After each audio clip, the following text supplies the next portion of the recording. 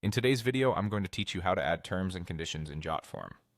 If you collect information through a form, it's important to present your policies and require users to agree before they submit.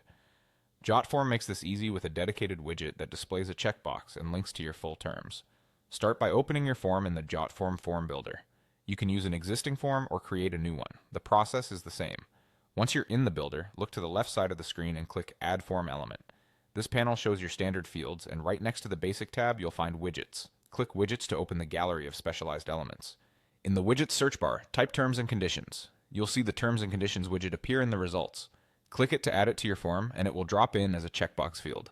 Place it where you want users to acknowledge your terms. Most people position it near the end of the form, just above the Submit button, so it's easy to see before sending.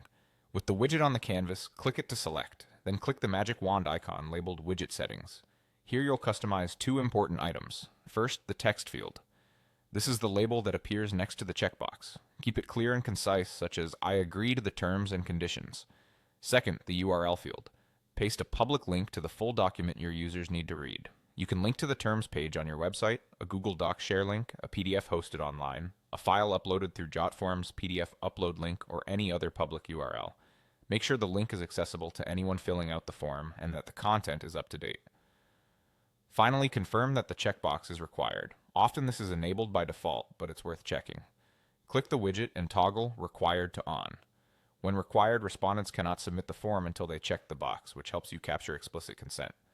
That's it. You've added a clear terms and conditions agreement to your form, connected it to the full document, and ensured it must be acknowledged before submission. This simple addition strengthens trust and supports compliance every time you collect responses. If you ever update your terms, just revisit the widget settings to replace the link or tweak the text, and your form will reflect the change instantly.